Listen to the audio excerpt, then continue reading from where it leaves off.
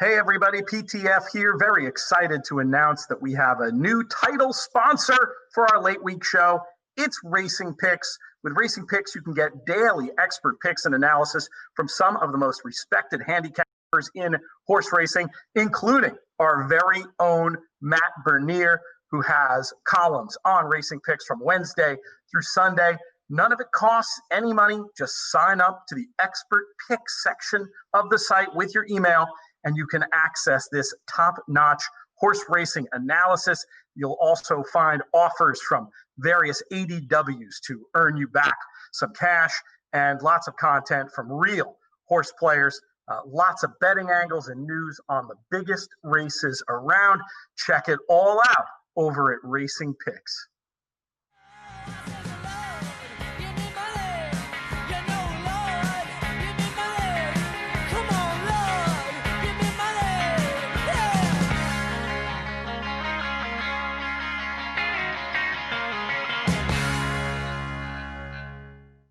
Hello and welcome to the Racing Picks Players Podcast. I'm your host, Peter Thomas Fornatal, far from the Brooklyn bunker, actually a little bit far, at least in terms of a walk, from the little house on the east side. I'm coming to you from the auxiliary office of the Thoroughbred Retirement Foundation right here in Saratoga Springs. And this is actually the first video podcast we've done in a very long time. I do remember there was maybe a couple we tried to do back at DRF in those days, and a little bit different format. We're going to have three guests. We're going to start off talking about Saratoga. Then we're going to look at some Monmouth. We'll wrap up by chatting Woodbine, but it all kicks off with Saratoga, and there's nobody out there whose opinion I want to hear more about the Saratoga Saturday races than our first guest. He's the usual co-host of this program. He's coming to us far from the planet Texas with the stairway to heaven behind him. He's the people's champion with the cool new haircut. He's Jonathan Kinchin. What's up, JK? Yeah, this is unbelievable. I've the last couple of years I've been able to do these podcasts either without clothes on or pretty close to it, and so a little bit annoying. I had to get dressed today, but hey, what the heck? The sacrifices you make for me and the audience, JK, they know no bounds. So I was just remembering one little aside story I want to tell before we dive right in, because we got a lot of ground to cover. But I did remember, I think it was before you were in the fold, that there were a few video podcasts back in the DRF era. I can remind me, stop me if you've heard this story before, but there was a fellow, I don't want to name him because he's actually a nice guy. But in my very first interaction with him, it was like something out of a Hollywood meeting where we were talking about the podcast, the old Place with the Letters podcast. And he was like, I love the show. I just want to make two little changes. I was like, okay. He said, can we do something about the name, and can we find a new host? But anyway, it was tough. That relationship didn't last long. Nice guy, though. I don't want to bury anybody. But anyway, it's now nice to be having an actual video podcast courtesy of our friends over at Racing Picks. The site looks cool, and frankly, anything that Matt Bernier is involved in, I'm game for checking out. So hopefully, a lot of listeners will go there and sign up for the service and get to read Matt's content and rumors there might be some other interesting in the money RacingPicks.com crossover as the summer progresses. How was your opening day? It was good. It was fun. It was fun to be there. It was weird being there it's almost like you weren't there. The opinions weren't great. There was obviously some big scores in the late and early pick fives. I think people probably took advantage of. I wasn't one of those people, but it was fun. It was a fun day. You know, it's good to be up here, and it's just a little bit tricky. Being there with no one else there. I was a little nervous. Sometimes I believe superstitiously that things that happen very early in a new meet you're playing can be like indicative of how the whole meet is going to go. So when I had my little 10-1 morning line bet down to fives, win and get DQ'd, and I think it was the very second race, I was a little bit worried it might be a long Saratoga. We don't need to go too far down the rabbit hole, and I know we're going to be talking about this next week with Duke Matisse, but what did you think of that DQ real fast? Honestly, I didn't even see it. I was watching the race. I saw Manny kind of come out. I didn't have that horse. I needed to take a shower. I left, came back, saw that it changed, and I just never got caught up enough to see it. when I got to the set, I asked Lafitte and Andy what their opinion was, and they said that it had to happen. So yeah, by the rules, it right. 1,000% had to happen. To me, it's just an interesting entree into the Category 2, Category 1 discussion. But not unlike maximum security, the rules, the way they're written, I don't think there's any controversy that the horse should come down. It's just a question of what you think about that larger rule. We'll put a pin in that and dive into some racing. So here's my vision, JK. Let's talk about the late pick 5 in short order at Saratoga on Saturday. And then at the end, we'll do a little segment. And if it's organic, I'd be fun to do a little head-to-head that we can send around as a little video production meeting in the middle of the show. Those will still happen on this Racing Picks Players podcast. Or if that's not organic, if we're not feeling it, maybe we'll just give like a best bet amongst or horse to build around amongst the ones that we talk about. And with that, we'll kick things off with our 7th race. I don't have it pulled up to give the conditions, so I'm just going to throw this one to you while I get that information. How do you want to kick off this late pick 5 on Saturday? Yeah, I'm going to single Yalpin. I think that's how you pronounce it. The horse to the inside. It seems like the rail, last year, obviously the rail wasn't an ideal place to be. It didn't feel like that was the case yesterday by any means. Obviously with Country Grammar making that move up the rail and winning, and a couple of other horses that spent a lot of time down there that ran well as well. So it felt like it wasn't an issue for me. So I think this horse is going to be tough. He was fast first out. For Steve asked me, he said, you'll notice that Joel Rosario's there. I wouldn't look too deep into that if you were wondering where Ricardo is. I actually texted Ricardo's agent just to double check what happened there. And Ricardo was supposed to go down to Monmouth. And so what these agents do a lot of times is when they can't ride, they'll call their counterparts and ask if they can. So Ruben called Ron Anderson and said, do you want to get Joel on? And in fact, there was even a situation where they were going to switch back, but they had already kind of put the call and it was too late. So that's where Ricardo is. I wouldn't look too deep into that because it did catch my attention at first. So I'll single there. I thought that horse was just too fast for this group. Yeah, I do not have much to add about this 6 furlong allowance race for 3 and up on the dirt. I also thought Yalpin, or however we're choosing to pronounce, looked like a single. Very game first time, fast figure, pace edge, and Asmussen's second time starter. It's not quite Linda Rice second time starter, automatic bet on the stats numbers, but it is a thing. And it all combines to make Yalpin look very dangerous in here. And even if the rail wasn't good, honestly, this one's got enough speed to maybe get away from there and get off it. But I agree, rail looked, if anything, a positive yesterday. So let's move on to the 8th race, Jonathan. This is one where I like number 1, Hoffenheim, who I thought had reasons to run better and might pull a good trip from mid-pack. Moved wide last time, and that was off the bench. Weight break going to the Apprentice, who won a race yesterday. Just trying to work something in at a price. But how did you see this one? I thought this race was really tough. I'm going to use as many as I possibly can. I see your point with Hoffenheim. I thought Kumar, a couple races back, had some good fast dirt races, trying the mile in an 8th here. Creative style, I thought made sense. One thing I'll say to keep in mind when you're looking at these races at Saratoga, if you've been watching horses that have been running at Belmont or Churchill, wherever, there's only one distance at Saratoga. It's that mile and an 8th. So you can find, from a two-turn standpoint on the dirt. So you can find a lot of horses that sometimes they might be wanting to do something else, but there's not that something else for them to do. And I feel like there's opportunities for weird things to happen when that happens. Either horses on paper that look like they should win because they're so fast, but really they don't want the mile and 8th, or conversely, a horse looks kind of slow, but really in truth they wanted the mile and an 8th while the others didn't. So this is a race for me. I'm not trying to be lazy. I really am going to use as many of these as I possibly can. A couple horses I'm not interested in. Flowers for Lisa is a horse off of Jorge Navarro that just obviously hasn't seemed like the same. And in fact, the horse kind of started going off form for Jorge. Now gets in Diodoro Barnes. There's an opportunity for improvement there. And then Holiday Bonus was another one, long shot I didn't need. If I had to nail myself down to one, it'd be the 6 Musical Heart. Went to 10 furlongs in the slot a couple races back with a big figure, ran well. I'm not sure what the weather is going to be like. It's supposed to be a little bit moist today, and we'll see what happens tomorrow. But I think Musical Heart is interesting as a horse that's forward, and Jose Ortiz was riding lights out yesterday.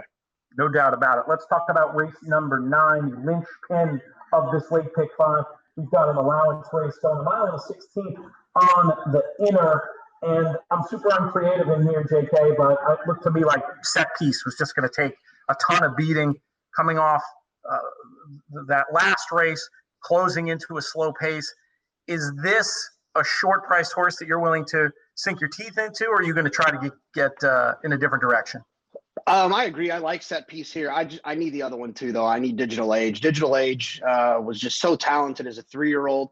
Was really knocking on the door at some big races. Arguably was best in the Saratoga Derby after a little bit of trouble closing into that slow pace. Was impressive, with a trip out in Del Mar. And then I thought last time he was closing in a slow pace with off of a long layoff. I thought he had an opportunity to run well there. So I need both of them here. It's Chad Brown's backyard at Saratoga. And I just want both of them, which is fine. I mean, I think you can get away with just using the two of them and trying to advance to the next spots. Trying to go on with life. Yeah, I have nothing against Digital Age, just a slight preference for the other one based on the fact that I thought had to make a move forward today, but I don't. And in fact, I for you talk about that head-to-head thing. I wouldn't have a problem for I don't know the PG version of whatever in Giggles, but I'll take Digital Age versus Set Piece in a head-to-head. All right, we'll talk about that at the end. Sheep and Giggles? I don't know. We'll come up with something. Let's move on to the featured race. It's the Grade 1 Coaching Club America Oaks, and it's a short field. Some very talented runners in here. To go out for our friends over at Windstar Stablemates. They've got to be tickled to have a full third of this very important race from a breeding perspective involved in this spot. Who did you want to put on top? Yeah, the two horses that you mentioned, the Windstar Stablemates horses, their figures just didn't seem quite fast enough for what they're going to probably end up facing here. It is Bob Baffert with a dirt horse coming out to the East Coast, which is always dangerous. I thought there was two horses that made the most sense to me. I think Altoff was interesting based on her performance at Churchill Downs was visually impressive. She's rumored to have been working with Dunbar Road. We know what kind of filly Dunbar Road is, so I think that's a little bit of a sign that this horse might be trending in the right direction. The other horse in here I thought was interesting is the One Toneless Shape. Obviously, I've always kind of been against her to a certain extent. Felt like she was kind of always overbet because of all of those wins that she had. But it seems like adding the blinkers has kind of really woken her up. From what I understand, looking at workouts and hearing people talk about her working with those blinkers on, it seemed to kind of really wake her up, get her going in the right direction. This isn't the most competitive and tough field I've ever seen. And so I don't necessarily have a problem with her in this spot. And I think it was probably a smart decision for them to skip the Ashland last weekend to show up here for the 1 1/8 Coaching Club. And I think she's going to be tough in this spot. I'm drawn down to the inside. We talked about the rail necessarily not being a bad thing this year. Gets Irad Ortiz, who was also riding lights out yesterday. So those are the two for me, Toneless Shape and Altoff. I'll give Altoff the edge from a price standpoint, but I think those are the two that I would like to build around in pick fives. I'm going to make number 6, Paris Lights, my top selection in this race. This is one for whom I think the 1 1/8 will agree. And while I can understand some cynicism based on figures and the ease of trips, this is one who did win with easy trips, but I thought also one with plenty in hand, and I feel like could be set for a good effort. So another one to think about in the Coaching Club America Oaks. Let's move on to our nightcap, JK. We've got 3 and up maiden New York breds going 6 on the dirt. How are we going to get paid? Yeah, I thought there was 2 horses in here that kind of made sense to wrap this up.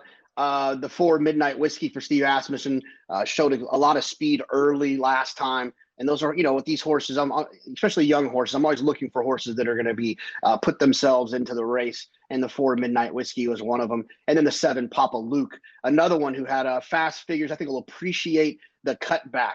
I like horses that can attend that fast pace going longer. Then they get that cutback. There should be some finish there. They should still be able to put themselves in that position early. That's how I felt about Papa Luke. That'll be the top choice. I'd like to get alive to both of those horses, the 4 and the 7. Late in this pick 5. For me, you left no meat on the bone there. I liked it 7-4, pretty cold. Very happy trying to get out with those 2. All right, JK, this might become a regular segment on these video podcasts if we can make it work. You and I were very famous for our head-to-heads. The fans seem to really enjoy them. I've recently won a couple. My record has now improved to 17 and 192 all time against you. So we'll see if I can try to make it one better. What race should we look at for our head-to-head today? I think we should look at that turf race. I believe it's the 9th. the ninth. I look, I agree. I like your horse in there too. But I can make a strong case for another one in there. So I think I'll take Digital Age for Klarvich Stables, the horse for Chad Brown that made some noise on that 3-year-old turf scene last year, comes back as a 4-year-old. And I think he could be dangerous in here. I'm going to go with Set Piece in this spot. This 4-year-old gelding looked very impressive to me off the bench, closing into that slow pace. So I like it. We've got our little head-to-head all set. We'll see if my record can improve. And we'll be watching you this weekend. Tell folks where they can find you. Yeah, it's either FS1 or FS2. You can also watch it on YouTube, but I'm on early today, which is Friday, late tomorrow, which is Saturday, and early on Sunday. So they split it up in the pick 5. So that works out good for me as a pick 5 player. Fantastic. We will see you soon, JK. The In the Money Media Network is excited to partner with Betmakers in bringing you the Betmakers Bonanza. This is a $1 million bonus for any horse that can win this weekend's Haskell, the Kentucky Derby, and the Breeders' Cup Classic. Betmakers is one of the world's leading horse racing distribution companies. They collect data from racetracks and provide international bookmakers with the tools they need to bet on racing, with fixed odds betting a major focus. Betmakers are in partnership with Monmouth Park Racetrack to bring fixed odds betting into New Jersey, which is imminent, and we'll hopefully have more news on that in the coming days.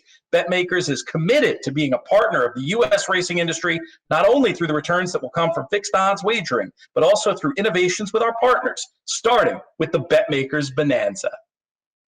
2 more quick notes I want listeners to know about. I am the guest line maker for the Thoroughbred Idea Foundation, and their summer props contest. Would be awesome if folks can participate in that. I'll be tweeting out the link, or you can find all the information you need over at racingthinktank.com.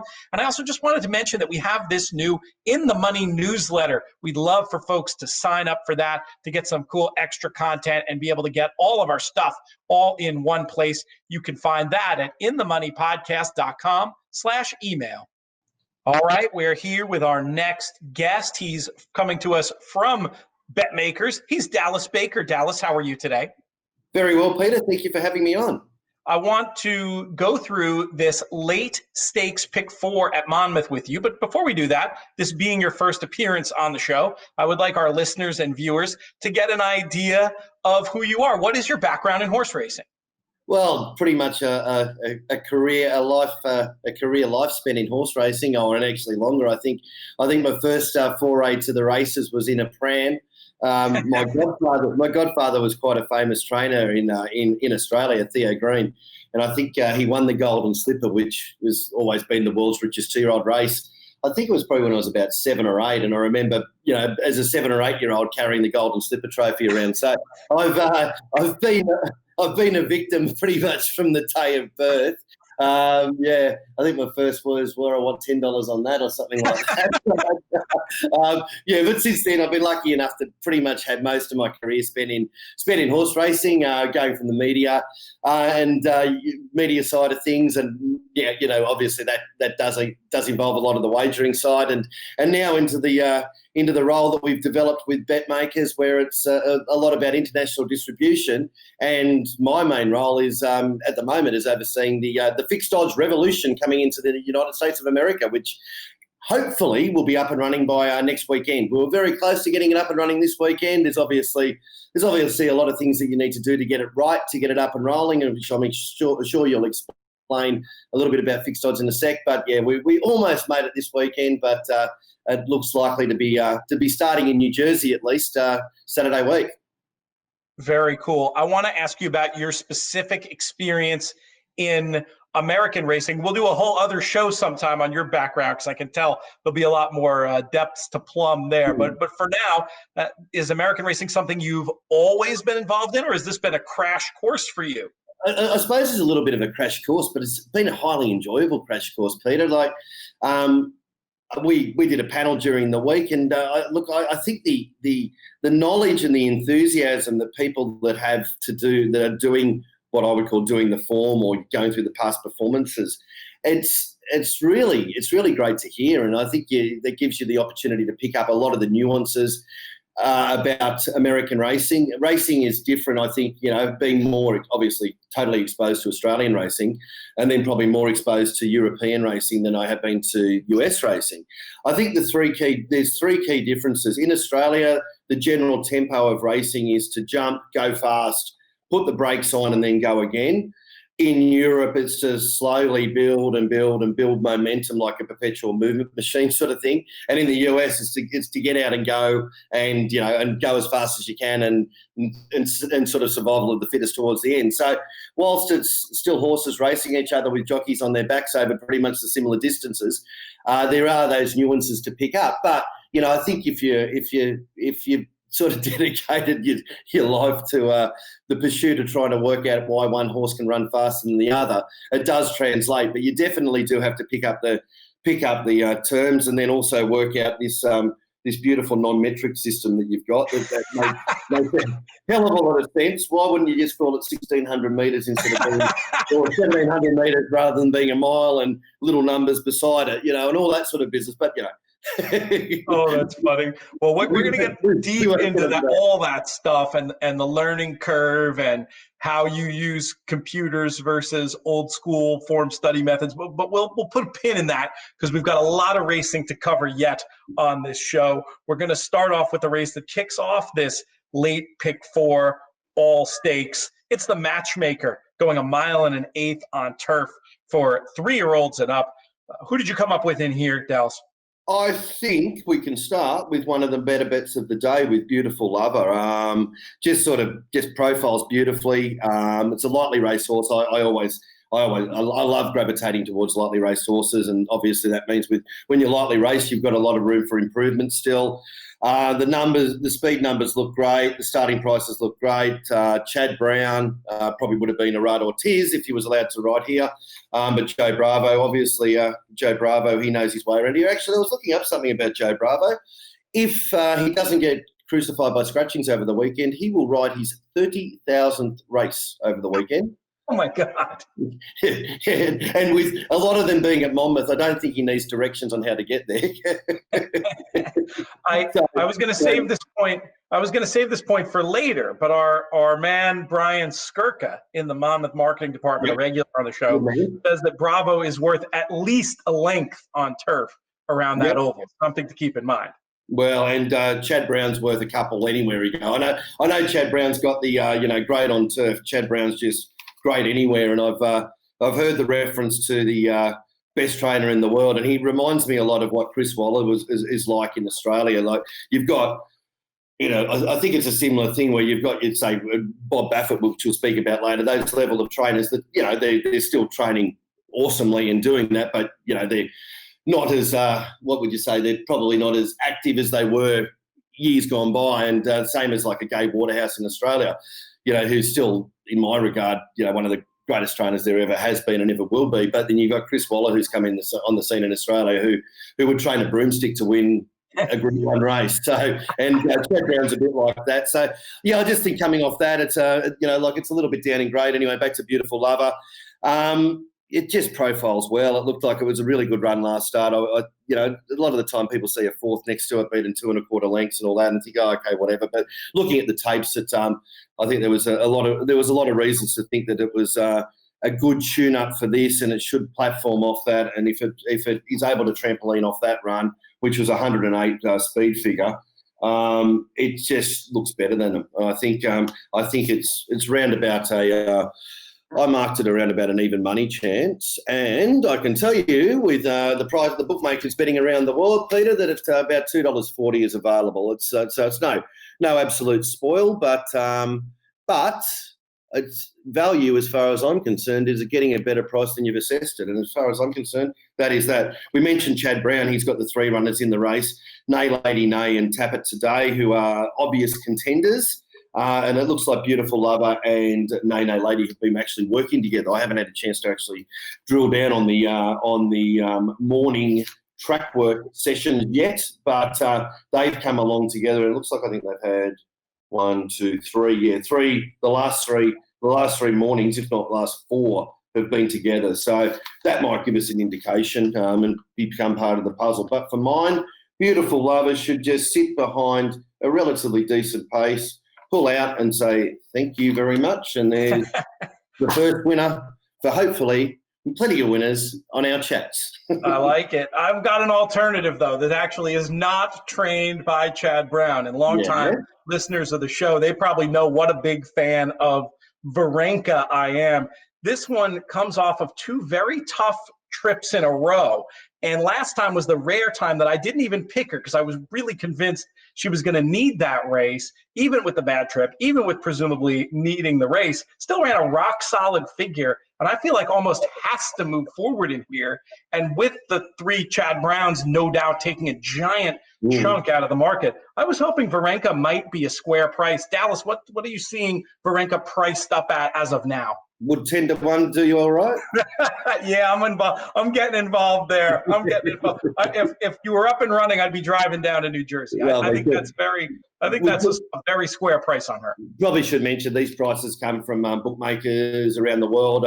There's a few. There's probably, I think, 3 or 4 that are, at the time we're speaking about this, which is Friday morning, there's a few bookmakers around the world that are already up on all the races at Monmouth, and the general price is around 10 or 11 to 1 for Varenka. All right, let's talk about race number 10, Dallas. It's the Grade 3 Monmouth Cup for 3 and up, going 1 mile and 1/8 on the dirt. And I thought number 9, Bal Harbour, looked the strongest in here based on form and figures and the good trip I was projecting, probably from just off the pace. Not sure this one will be ready off the break, but the recent works suggest that might be the case. What are we looking at odds-wise from this far out on Bal Harbour, and what's your view on this Monmouth Cup? Well, I will talk on Bal Harbour in a second. This will sort of be part of the learning curve. Bal Harbour is roughly around about a $3.90 chance, so a 3 to 1 chance. That's in decimal odds, 3.90. But yeah, there's one bookmaker ready to take it on already about $4.20, so just a bit over 3 to 1. This is one thing, obviously, of getting from being the Australian point of view, where we sort of, horses generally start out at a sprint if they're getting over a bit of a trip, say, a mile and a quarter, mile and a half or whatever. Start off over 6 furlongs, build to 7 furlongs, and you're normally looking to get that ideal distance third up. I still struggle to get my head around a horse having its first run at 1 and 1/18th, and thinking, is it going to be fit enough to get that? Which in what to me looks like a pretty decent pace. How do I go as somebody entering into this very, very exciting US racing scene? How do you go about assessing that? How do I get my head around that? That just doesn't seem right to me. For me, it's trainer stats can really help. When you dive in and take a look at a given trainer's mark at doing this exact feat. I mean, there are programs out there, whether it's Daily Racing Forms, Formulator, or Stats Race Lens, where you can look at every Greg Sacco runner over the last 5 years and how they perform off a break going the 9 panels. And usually there are clues in there. The other thing is just looking at the work tab and just sort of, once you get used to how USA trainers train it, and these days, fewer and fewer are using races as preps, and more, some certainly do, but more and more are bringing horses back to the races fully formed.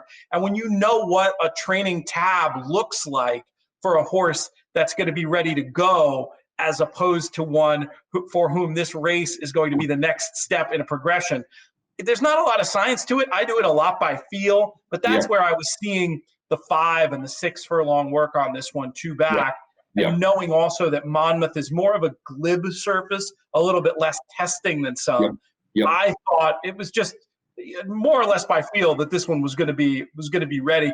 And then, another clue you can look at as you get closer to the time is the betting market itself. One thing, even if you're betting, whether you're betting the tote or you're betting fixed odds, the tote betting market offers you a lot of clues about first time starters off layoffs. So that's another tool in the box. I mean, and once fixed odds come in, that will be a far more definitive source. But with anything, whether it's a tote, fixed odds, the exchange, whatever it is, whenever it's a marketplace, you've got to be respectful of what the market is telling you. I mean, and most bookmakers around the world, I don't think there'd be any bookmaker around the world that doesn't factor in a very serious chunk of what the market is doing to their own price. So, it's like what's the old saying? If a line of 100 soldiers is all lined up and one of them's out of line, which one's the one that's in the wrong? It's the security in numbers. Anyway, back to this race. So when I was assessing it, I was still worried about the coming off the bench is the right term in the US, isn't it? That's good. Getting it? I'm learning my Americanisation. But I was still, as I said, I thought there might be a bit of pace here with Bold Express coming across from the outside, crossing a couple of horses that aren't slow. So there might be a bit of artificial pace. So even with your consideration about what you were saying first up, I just thought Bal Harbour was in danger of being caught wide on a fast pace, and I had to mark it down off that based on that. I ended up coming back to Monongahela. It's the second run for Chad Brown. I thought its first up run did look like it was a very good run to tune it up for today's race. Should again, if the pace turns out the way that I thought, it probably just sits behind them and is able just to clunk away happily and then pull out at the right time. Obviously, Paco Lopez, who, he's impressed me as a rider over the last 2 weeks at Monmouth Park. His ability just to get horses and navigate them through the fields is really, really good. I just love watching him. So nothing wrong with the Paco Lopez and Chad Brown combination. Looks to get the good run. Has a lot of really strong numbers in its locker in mostly group race or graded races, I should say, and some strong SPs. So for me, a lot of the thing there is box ticked. So I'm Monongahela in race 10. Very logical alternative. We'll see how it plays out. And now we'll move on to our first of this brace of grade ones. We've got the United Nations going 1 mile and 3/8 on the turf. Dallas, I'll let you kick this one off. What's your opinion and any tidbits from the market on this one? My opinion is throw it all up in the air. I've looked at this race. I don't know. I reckon I could have probably 8 picks. Probably Eve's Medal's got none, but I could have 8 picks. I should say I'm not going to be the only Australian on course on Saturday because old mate Perret's going to be there. You can have him as well too. I think a lot of, as you can probably see, if you have a look at his starting prices and his performances in Australia, there's a lot of people, Australian punters, who are happy that he's no longer in Australia. But anyway, he seems to have found form. I really don't like what we're talking about. He might as well because he'll feature in it. Hate backing horses that have come off wins at $31 or whatever. But I think when you can, and looking back at one of the most important thing about price assessing is what one of the biggest factors is what price the horse started at its last run or what price it has started throughout its career. And a win at roughly 40-1 is normally like good as gold, you won, but play on. But the fact that it has done something different, where they've actually, its last 2 runs have been a marked improvement on what it's done, that's coincided with it being here for a little bit longer. I think you can be a little bit forgiving on that 40-1 SP with it basically where it's been ridden back in the field and then they've been aggressive with it and taken it to the lead. Maybe they found the key to it, but that doesn't mean that I'm going to be in its team today. Look, I've looked at this race, as I said, a million times. Current seems a horse that's solid that you can come back to. It was caught wide last start and stopped, and I think it was probably entitled to stop a little bit. So it sort of profiles all right, but it didn't really grab me with any excitement. A couple of horses that I was interested in, especially was Corelli, who had its first run here behind Perret at Belmont in early June. Look, its and Standard Deviation ran similar races. They were totally out of play, looked like they were doing nothing. And then in the last, say, 200 metres, they both sort of made their runs together and looked to have, they've hit the line quite well, quite good hidden performances, I thought. I'm worried about with Corelli tomorrow. I much prefer to be on horses on the pace. Does it get too far back? Does it get lost? Is the race all over by the time it gets going? But I thought if you needed to have a bet in this race, Corelli at a bit of odds, which I can tell. Actually, my bookmaking friends have probably shared the same book. I thought it would be about a 10-1 chance. But as I look up this, I can tell you that best price at the moment around the world is only 8-1. Oh, actually, 7-1 is the best price available. So, so a couple of the bookmaking fraternity shares my opinion a bit there, I think too. So, I thought it was something. I'd still like to probably get better than 7-1 because it's going to be back and probably looking at most of the horses as backsides turning for home, and it doesn't look like it's got a super sprint. It's more of a typical UK grinding type. But I thought there was enough to say there in the number that it returned and what it showed. There's enough to say that it's a horse that's probably going to win quite a few races here in the US. I like a horse that's going to be nearer to the pace. Number 5, Aquaphobia is the one for me. I'm a big fan. This is another trainer angle type play. When Mike Maker, when he makes changes like this, especially stretching horses out on turf, good things tend to happen. You'll tell me in a minute, but hoping for a square enough price. And this was the one for whom I had the note about Brian Skirka mentioning that Bravo's worth at least a length on the Monmouth turf. If that's the case, I think Aquaphobia feels like one that might end up a little bit overpriced. What are we looking at? Well, actually, I'm quite surprised. I would have thought it would have been close to equal favourite. 5 or 6-1, do you okay? Oh, actually, William Hill's betting 8-1. Yeah. Got any friends in the UK that you get on a William Hill, mate?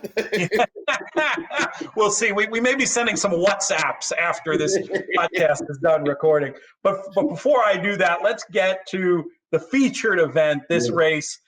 Obviously, so strange to have this key summer 3-year-old test happening before the Kentucky Derby. It is the Haskell Stakes.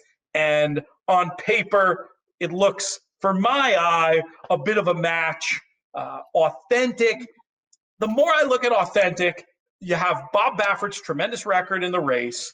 You have the fact that watching that tape last time, he really might have been compromised at the start. And this is another one. You look at this recent work tab. This horse is probably ready for a step forward from a guy who wins this race every year. All that said, I have peeped the odds on this one. And at 3-5, which I imagine will be the price on Authentic, if not shorter, I think Dr. Post is a reasonable alternative. I like the run in the Belmont Stakes. I really like the race 2 back on a day when I thought he didn't have to win at all and showed a lot of guts and class.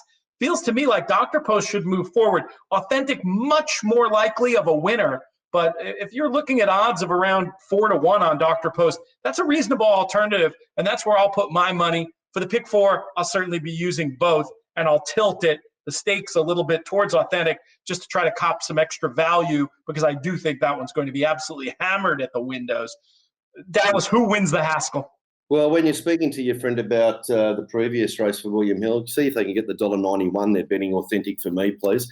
A general quote is about 2s on or thereabouts. But William Hill are betting 9-10 or roughly 4-5 thereabouts, and Dr. Post is around about the 3-1 general quote. Look, I think it's a race between Authentic and himself. I've looked at this race for a while. I think, as you know, I had to do a preview for it about 10 days ago, so it's been going around my head for a little bit of time. And watching the replays, he's a naughty boy. I normally don't like horses which sort of race with their mouth open, look to be, whilst he hasn't been a super hard puller, it looks like the jockey is normally having to do a bit of a job with him. He did that dipsy doodle a couple of runs back where he just ran out for no reason. He missed the last start, which put him into, and I'm not one who gets overly super carried away with missing the start, but it's then, for me, it's what happens afterwards. Like, you can miss the start a couple of lengths and it doesn't matter. But in his case, I reckon it was a reasonable enough pace, probably a little bit quicker than average. But when you're out wide and you're a hard-going horse and you're going around the bend and you sort of, Drayden Van Dyke, you could see, well, I'm going to go forward, I'm not sort of there. And, it was that sort of confusing situation. To me, that is, I hate being caught wide in a race of any distance around the first bend, especially when you're working up near the lead, because you just get gassed and there's not much left.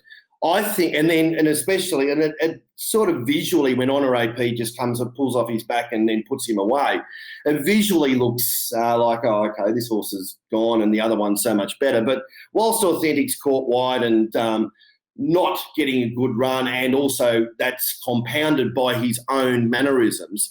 Then you've got the hard second favourite who's just sitting on his back and just watching him. You're doing that, I'm wide, I'm just getting a lovely 2.5 wide trail. I'm sitting on your back, you're going to pull out, I'm going to go out and I'm just going to checkmate you. So I think this is exactly the case where you've got to respect the starting price. He did start 1-2.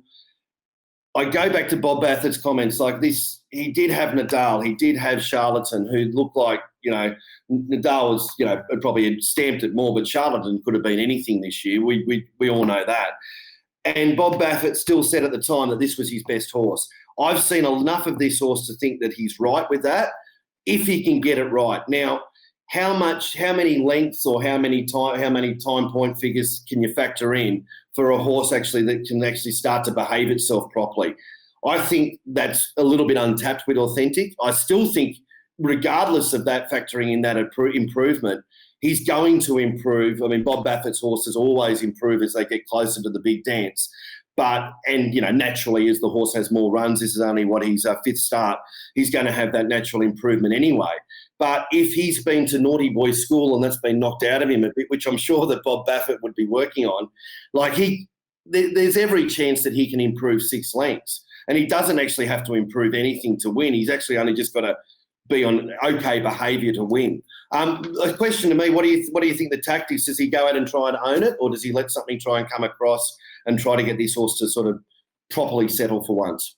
Yeah, I think they'll get away from there and let. I think it'll be a jockey split-second call potentially, as opposed to something that he dictates beforehand. I think you're right. When you have a horse that's misbehaved in the past, the idea of trying to get him to settle certainly makes sense. I mean, just looking at pace figures, you should be able to get a lead into the race from one of these long shots, and maybe that'll help him actually settle down. If he gets keen, obviously that strategy could backfire. But I don't expect them to gun. I think they'll break and try to sit off. Would be my first guess. But then it also depends on how the track's going to be playing too. From the inside draw, he certainly got the speed to try to make a go of it. But I feel like the right strategy, and with the big goal being the potentially next the Kentucky Derby and the Betmakers Bonanza that goes with it, settling and finishing is probably the path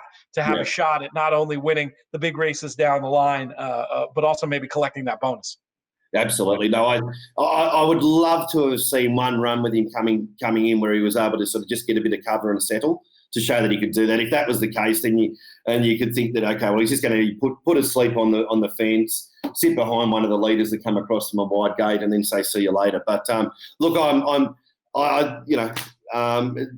there's no prizes for tipping a horse that's going to be around about 2's on. But I think Authentic. You don't see him losing. Play on words here. I think he could be the real deal. Yeah, and I mean, hey, in multi-race bets and or the fixed odds equivalent of just putting your own parlay together by picking a bunch of races, they can still pay dividends to have a horse like this. We need to do a quick decimal odds and jargon primer for some USA listeners who aren't going to know that 2's on is 1-2. And when you talk about the price of $1.90, that's 90. You're talking about 90 cents on the dollar, or 4 to 5. Exactly right. So basically, with decimal odds, it's the most simplest way to do it, and it's how most of I think when the bookmakers, the online wagering operators, you'll be able to have the choice of fractional odds or decimal odds. But we'll be definitely on Monmouth Park, displaying decimal odds. Whilst it's a learning curve, it's also the easiest way of doing it. If a horse is $3.20, it's very simple. If you have $10 on a horse at $3.20, you get $32 back. So all you're doing is multiplying it out. So the odds are pretty much what that price is minus $1, because it's all spoken in terms of, for every dollar you have on this horse, this is how much you get back.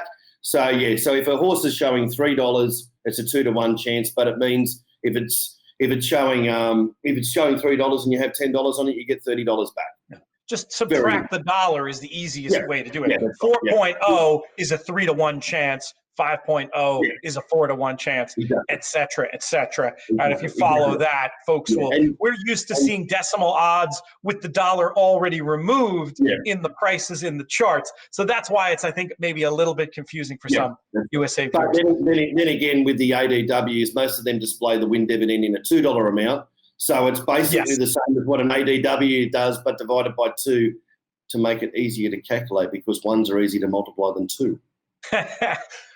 Okay, Dallas, before we let you get out of here, we got a lot of fun. We'll get you on the metric system soon, mate. It's all right. First, we get fixed odds in, and then we get the metric system. Well, good.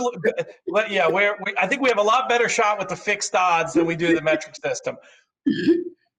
Let's talk about our best bets, Dallas, on this Monmouth card. We've gone into the stakes in detail. You can pull from one of the races we've already discussed on the Racing Picks Players podcast, or you can give something that we haven't had a chance to touch on yet. Where are you going to go with your best bet?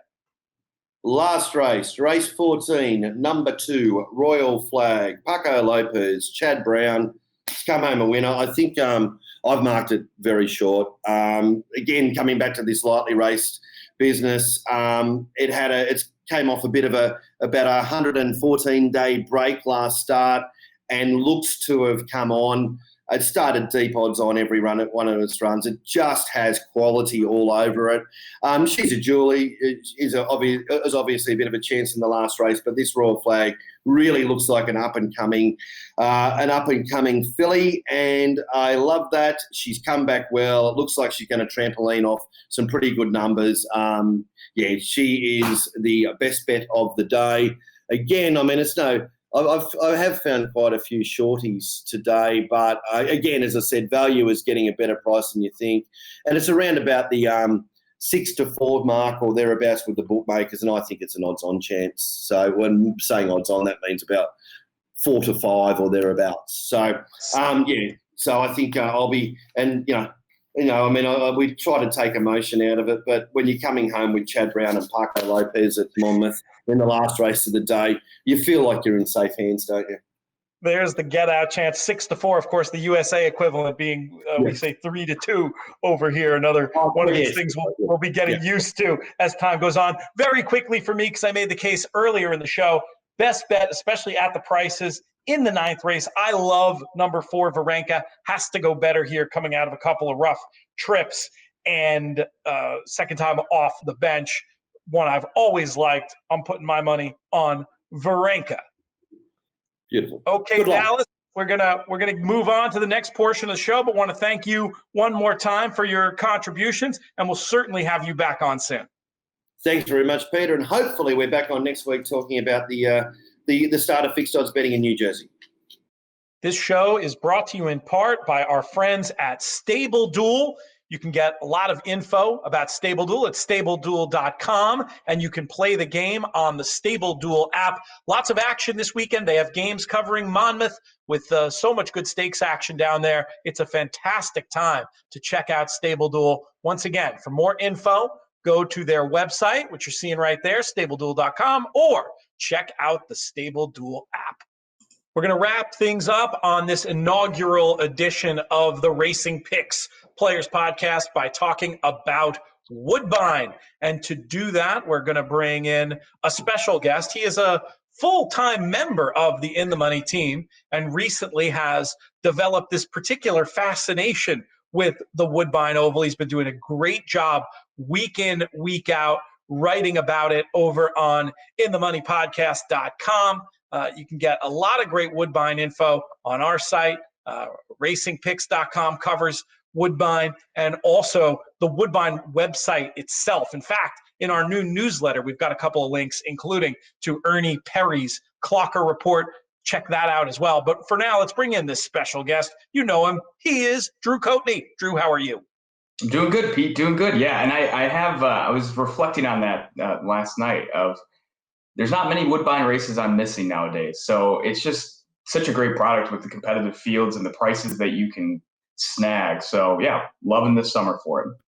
Excellent. You did a fantastic job last weekend identifying multiple 10-to-1 shots or better in your analysis, not necessarily on top, but having them in the mix, helping horse players along. I know that past performances are not a guarantee of future results, but what do you think? Can we do a little bit more of the same here? I don't have many favorites on top, so let's get to it. All right, let's do it. We start off with this late pick 4 on Saturday, and race number 7. We've got a maiden 6-furlong race on the synthetic. And Drew, I'll let you kick this one off. I typically like to avoid races where there's multiple horses who have great mornings who haven't quite gotten to the winner's circle. I think the key is going to be about beating both of these Cassie horses, Tis Affair and Our Secret Agent, number 2 and number 3, respectively. I just don't see the value there on those prices you're going to get for the horse. So we're looking for a better shot. And I think at 20-1, number 4, Bunchkins, has shown the ability for some natural speed. If you go back and watch the race replay of the debut effort, broke cleanly and then kind of threw in the anchor almost, but the ears were still pricked up as it turned for home. So a little confusing. I think the jockey's instructions may have been get the horse familiar with the racetrack. Next time out, we're going to come back a panel shorter, and we may be able to just break on top and wire the field. So at 20-1, I think that's a great value play in this, what looks to me a wide open field. How do you see it, Pete? It's bold. It's bold. It's a fun name to say, Bunchkins. I'm always loath when a horse was 99-1 the last time, even with a flow upgrade like you said. But hey, this is how you come up with prices. So I'm never going to talk anybody off coming up with one at that number. I liked logical horses here, I thought, in the starting off with Our Secret Agent. This one I thought ran a little bit better than it looked last time. When you consider the fact that that was the day at Churchill. I didn't think the rail was great, and the horse got stuck down there and came back on that rail to get second. If I'm right that that wasn't a great rail, this horse might be very good, and that's enough for me to take one of the potential favorites. And then I just thought that the 10 Muchacha was just obvious off of figures and a projected nice stalking trip. So the 3 and the 10 for me, but I definitely like the creativity you're showing there, Drew, coming up with the 4, who might be more than that 20-1 morning line if the odds on the first day were any indication. So we'll see how that all plays out in the first leg of this pick 4. You have any other thoughts to button that one up, or should we move it on to our first of the stakes races we're going to be talking about? Yeah, we can move to the stakes races, but one thing as well, we've seen this time and time again where last weekend we got home a 24-1 shot, just loose on the lead as well. I don't know if it's the jockey colony and a little hesitation. So we'll see how this plays out. But yeah, if this horse ends up in the middle of the pack, number 4, Bunchkins, I could see Our Secret Agent winning. I could see Muchacho, a lot of horses winning, but again, all going back to a value line and predicting the probability and looking for market inefficiencies. You're definitely right about the fact that the horse, at least on the Timeform US pace projector, does look to be on the lead. Let's talk about race number 8, Drew. It's the Grade 3 Trillium. As a beer drinker, I hear that name and I get thirsty, but this isn't that Trillium. We're going 1 mile and a 16th on the synthetic for 3 and up. And I'll let you kick this one off as well while I find my notes. Fantastic. Well, this looks like a rematch of the Nassau a few weekends back, but on the synthetic, going 2 turns now. You've got Another Time, Amalfi Coast, Nantucket Red, I believe is the name of the horse. A lot of great ones coming back. And I think, so let's get it out of the way. I'm biased with Another Time. The debut of the season, I said this one's going to become a graded stakes winner by the end of the season. So I have loved this horse. And I think the running line in the last race should say lost 4 lengths, wandering deep stretch, because this horse either just lost focus or was on the wrong lead. I couldn't quite figure out what was going on, but would have easily won the race if it had kept a straight path. Now, that's to say, I don't see the poly figures being as good for Another Time, so I may have to divorce myself for a second. And I think you're going to see some good outside speed with Painting having kind of one way to go. It's going to really try and push the issue with Another Time as well. And I assume Wings of Dawn also. So when you get that little bit of a mix and then Stats Race Lens pace projection showing us that Super Escape is also going to be on the lead as well. I think this sets up perfectly for a horse like Amalfi Coast, who in the past 2 outings just didn't have it stand a chance. Back in June, and the allowance race, had a really nasty trip and steadied and just more or less said, let's just pack it up and go for another day. And then the latest effort on the turf against Elizabeth Way in Another Time was nowhere close to it when the running actually started. So wrong time, wrong place. And you get a jockey upgrade that I think should help put this one right in the mix at the end of it. And you're going to get 8-1 too. So nothing too wrong there. How do you see it, Pete? I definitely see the Another Time case, and am with you about maybe the chart not fully capturing that trip last time. Another Time cross-entered in the next race as well, just as a note. We'll obviously see where they decide to go. I like number 1, Super Escape, in this spot. The best race, in my opinion, came at this course and distance with a stakes win last September. And then I just like this pattern, the 2 sprints to a route. I feel like all systems go from on or near the lead, and I do think Super Escape is going to be a decent price.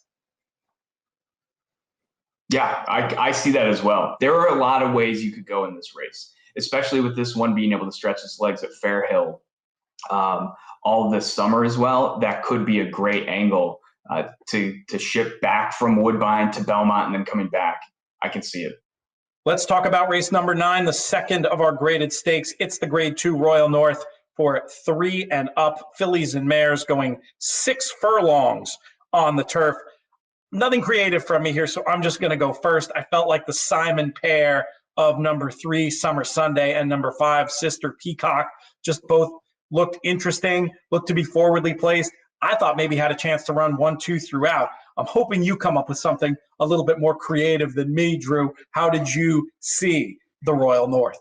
You can either call me crazy, an idiot. I don't know what this stat tells me, but Ian Wilkes never ships to Woodbine, has done it with 4 horses in the past 5 years.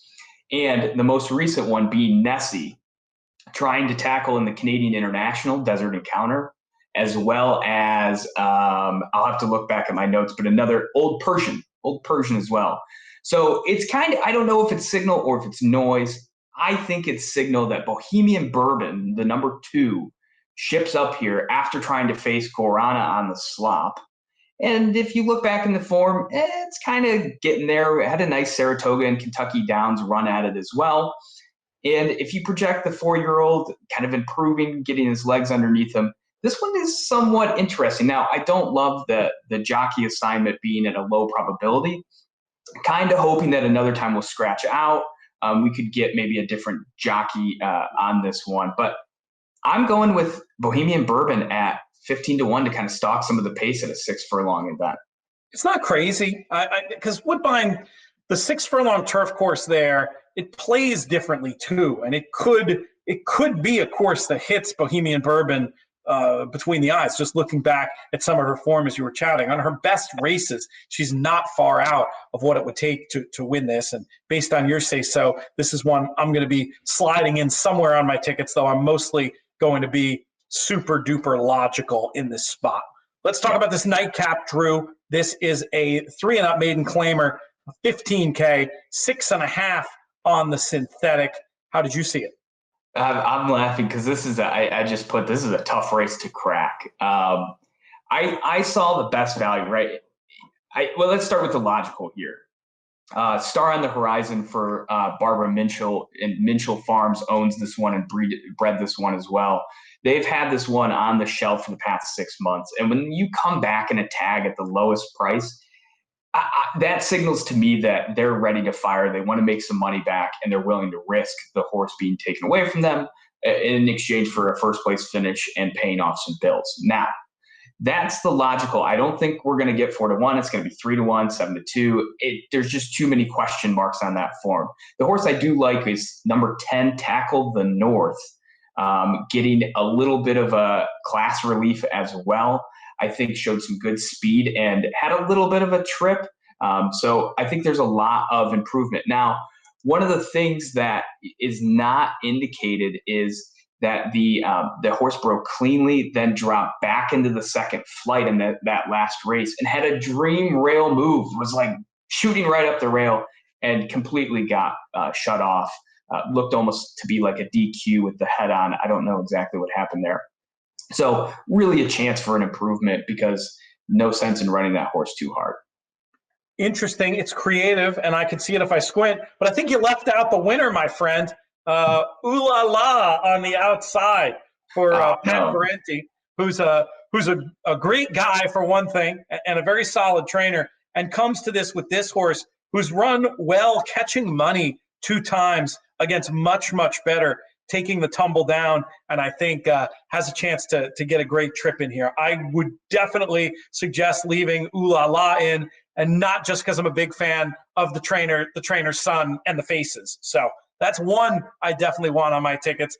And then a goofy idea I have in here is number 3, the Good Witch. Just looking at the figures, I feel like this one has a big shot despite the sort of unusual looking PPs. 8-1 on the morning line just felt a little big to me against this group on figures. So I'm going to try to get out 3-11, and I'm going to take a longer look at your 10 to maybe hopefully include that one at a full-on 20-1 on the morning line.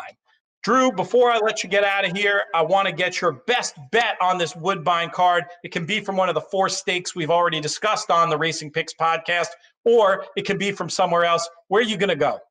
Yeah, I think I'm going to go with the Amalfi Coast. I think that one could be a good one. Who's going to be able to stalk the pace and really close in and have a resurgence that I think had a great 3-year-old campaign. So Amalfi Coast for me, especially if we're going to get all of that 8-1. Remind listeners what race number that is. Oh, yeah. Sorry. That would be race number 8, the Trillium, the grade 3 going 8.5, 2 turns. For me, I'm going to look to the nightcap, and I'm going to go with number 11, Ooh La La, and that will do it for our best bets at Woodbine. Thank you, Drew, and thank you to all of our guests today, starting with Jonathan Kinchin and also our man, Dallas Baker, for their contributions. Thanks also to our title sponsor, Racing Picks. Remember, lots of great free racing information over at racingpicks.com. Go to their experts picks section and sign up with your email.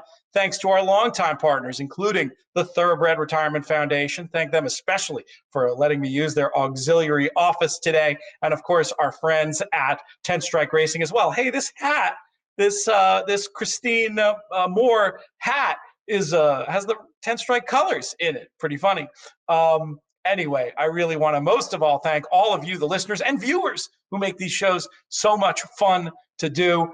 Keep supporting us, please, and we'll keep the content coming. Check out the new website over at inthemoneypodcast.com. Come join us next week. Speaking of Thoroughbred Retirement Foundation, we've got this viewing party at Walton Whitman Brewery. You can find the information, trfinc.org/players. It's safe, it's socially distanced, it's fun, it's for a great cause. Get all the info there. This show's been a production of In the Money Media. Our business manager is Drew Coatney. Our chief creative officer is Jonathan Kinchin. I'm Peter Thomas Fornatal. May you win all your photos.